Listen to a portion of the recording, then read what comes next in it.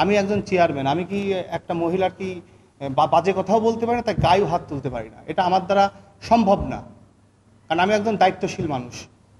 কিন্তু এই মহিলা মানুষ এই সুযোগটা নিয়ে এই আচরণগুলো আমার পরিষদে বিভিন্ন সময় করে যাচ্ছে।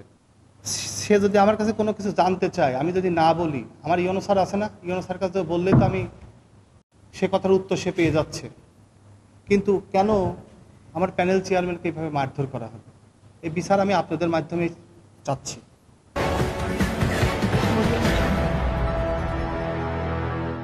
বিসমিল্লাহির রহমানির রহিম। আমি মোহাম্মদ মেহেদী হাসান সম্রাট, চেয়ারম্যান 12 নং হরিনানপুর ইউনিয়ন পরিষদ, কুষ্টিয়া সদর, কুষ্টিয়া।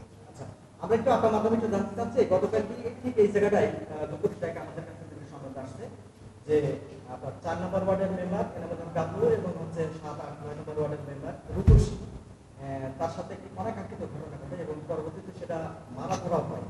এই বিষয়ে আপনি কতটুকু জানেন এবং কি শুনছেন সেটা একটু দেখা যাচ্ছে। আচ্ছা, বিষয় হচ্ছে যে গতকাল আমাদের ভিডাব্লিউবির একটা মিটিং ছিল। বৈরী আবহাওয়ার কারণে সকাল 10টার মিটিং আমরা 2টা 2:30টার দিকে করি। আমার সচিব মহোদয় সহ আমার সকল মেম্বার এবং এই ভিডাব্লিউবির একটা কমিটি আছে, এই কমিটির 3 জন শিক্ষক, গণ্যমান্য ব্যক্তিবর্গ, বেশ কয়েকজন উপস্থিত ছিলেন। তা আমি আসলাম, এসে এই ভিডাব্লিউবির যে মিটিং, এই মিটিং সম্পর্কে সার্বিক পর্যালোচনা করে সমস্ত নির্দেশনা দিয়ে এবং এই বিষয়ে আমার মেম্বারবৃন্দ সহ যারা উপস্থিত ছিলেন সকলে আলোচনা করলেন। করার পরে মিটিং আমি সমাপ্ত ঘোষণা করলাম, করে আমি এখান থেকে মোটরসাইকেল যোগে আমি আমার বাসা দিকে রওনা হই। অ্যান্ড রওনা হওয়ার প্রায় বাসার কাছাকাছি যখন পৌঁছে আমার কাছে একটা ফোন আসে। আমার সাথে কথা হয় আমার এই ইউনিয়ন পরিষদের সচিব মহোদয়, যিনি প্রশাসনিক কর্মকর্তা, রফিকুল ইসলাম, এবং আমার পাশে 7-এর মেম্বার আবু বক্কর, আমাকে 2 জনের সাথে আমার কথা হয় ফোনে, যে এরকম ঘটনা। আমাদের 4 নম্বর ওয়ার্ডের যিনি মেম্বার, এবার দিয়ে উনি 3বার মেম্বার নির্বাচিত হয়েছেন, 3বার না 4বার, যাই হোক 3বার মেম্বার নির্বাচিত হয়েছেন। ইনাকে রূপসী আক্তার সচিব মহোদয়ের ঘরের ভিতরে মারধর করে। তা আমি শুনে আমি নিজেই মর্মাহত, আমি কষ্ট পেয়েছি। পাশাপাশি আমি সঙ্গে সঙ্গে যারা এই পরিষদে যারা মেম্বারবৃন্দ ছিলেন তাদেরকে বললাম যে এই ঘটনা যতটুকু ঘটেছে এই পর্যন্তই, তোমরা একটা করো, যাতে আর গ্যাঞ্জাম না হয়, এটা তো ভালো জিনিস না। তারপরে সবাই আমাকে ফোন করার পরে আমি বললাম যে আমি অমুক জায়গায় আছি, তোমরা আসো, আসলে বিষয়টা কি আমি একটু শুনি জানি। তারপরে এসে দেখলাম যে তাকে মারধর করছে, ভালো আকারেই মারছে। এই হচ্ছে অবস্থা, আমি এতটুকুই জানি। হ্যাঁ, তারা আমার 4 নম্বর ওয়ার্ডের উনি একটা লিখিত অভিযোগ দিয়েছেন, আমি জানাবো।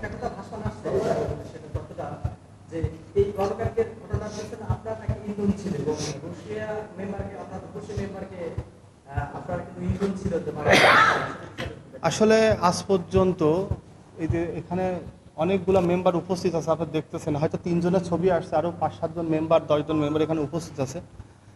আজ পর্যন্ত 3.5 বছর আমরা অতিবাহিত করতেছি আমাদের এই পরিষদে, আমরা আছি। আজ পর্যন্ত এমন কোনো ঘটনা বা এমন কোনো নজির নাই যে আমি কোনো মেম্বারের সাথে কোনোদিন খারাপ আচরণ করেছি বা কোনো মেম্বারের হুমকি দিছি, কোনো মেম্বারের মারতে গিয়েছি, এরকম নিউজ এই সবাই আছে, সবার কাছে জিজ্ঞেস করেন আমি করছি কিনা। অ্যাকচুয়ালি একটা বিষয় আছে, সে আছে মহিলা মানুষ, আমি একজন পুরুষ।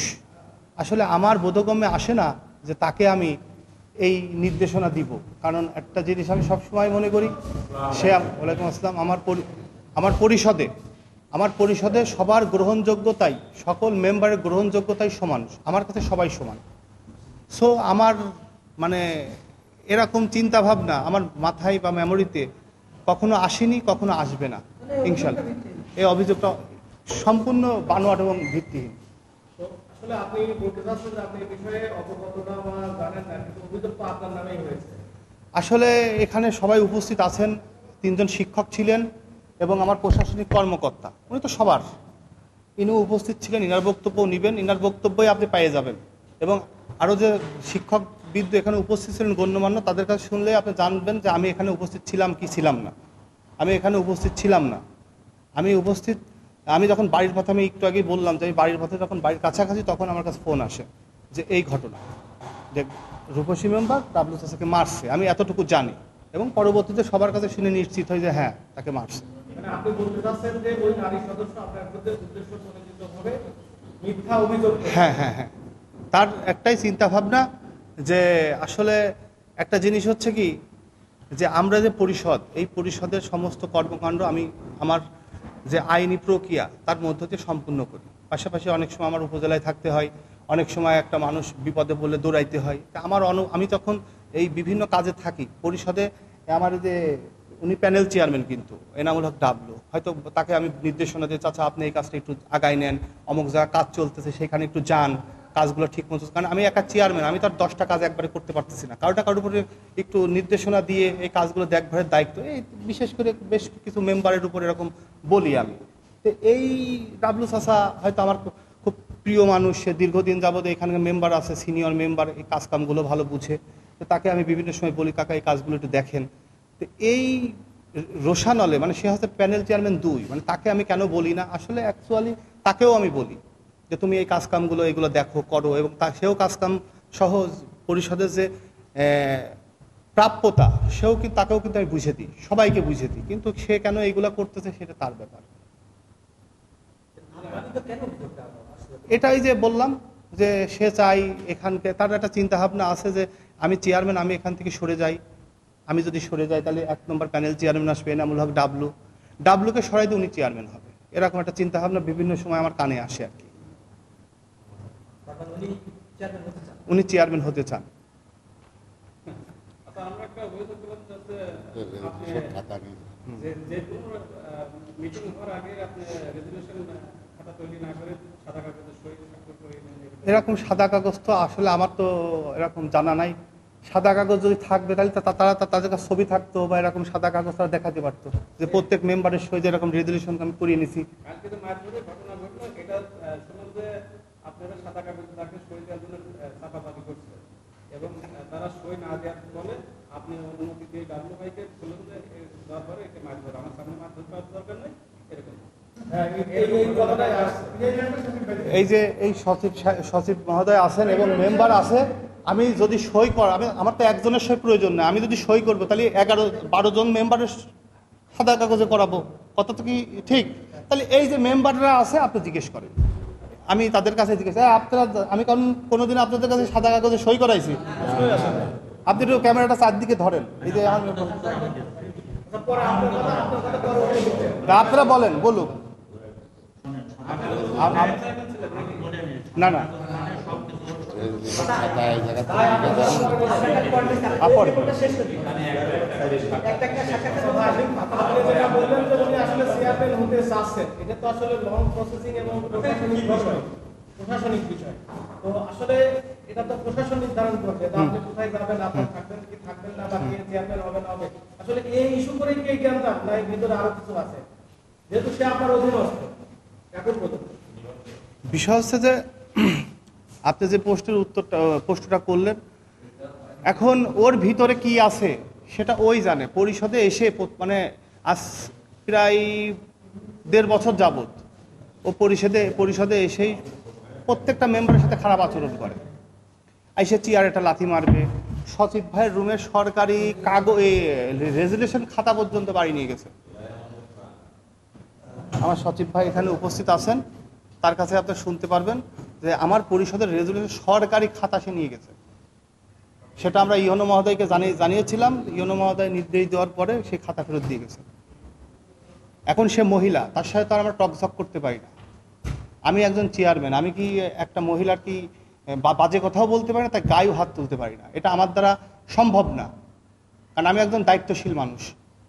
কিন্তু সে এই মহিলা মানুষ এই সুযোগটা নিয়ে এই আচরণগুলো আমার পরিষদে বিভিন্ন সময় করে যাচ্ছে।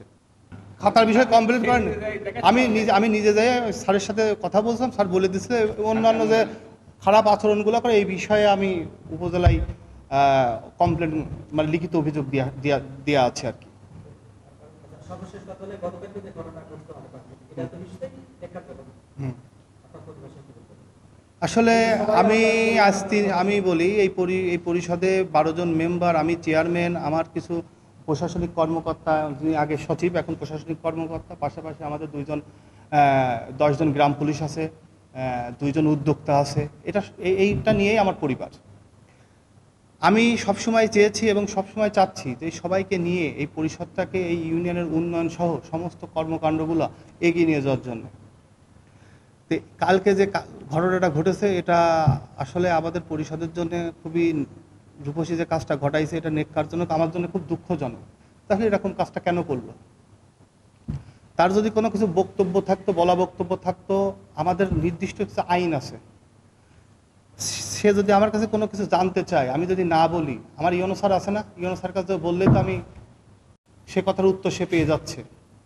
কিন্তু কেন আমার প্যানেল চেয়ারম্যানকে এইভাবে মারধর করা হবে? এই বিচার আমি আপনাদের মাধ্যমে চাচ্ছি। আপনারা আমাদের যারা ঊর্ধ্বতন কর্মকর্তা আছে তাদের কাছে আমরা অলরেডি আমরা আজকে মেম্বার সহ মিটিং করলাম।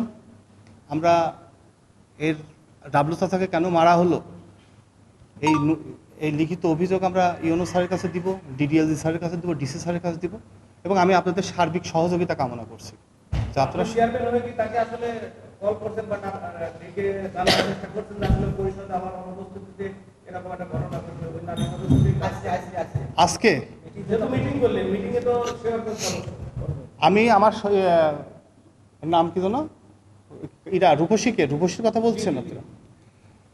হ্যাঁ, আমরা সবাইকেই কল করানো হয়েছে, ঠিক আছে। আজকে যে মিটিং, আমরা যেমন আমি নিজেই আমার যে পাশের নাকি ওই বেরবরাজি যিনি মেম্বার, ওনাকে ফোন দিয়েছিলাম, উনি ফোন, নার্গিস আক্তার, ওর ফোন দিয়েছিল কে? ওর ফোন দিয়েছিল, তুমি কার ফোন দিলা কেন? লাইলিকে, এবং তাকে সে নিজেই ফোন দিছে, সে তো প্যানেল চেয়ারম্যান। আমি তাকে সচিব সাহেব ফোন দিয়েছে যে এখানে আসার জন্য, তারা আসে নাই। হ্যাঁ, রূপসীর সাথে একটু আগে মনে হয় কথা হয়েছে আপনার, সে অসুস্থ এবং ফোন ধরতেছেন। হ্যাঁ, যেহেতু পরিষদের কাজ, দায়িত্ব তার, সে করে, সেই ফোন দিছে।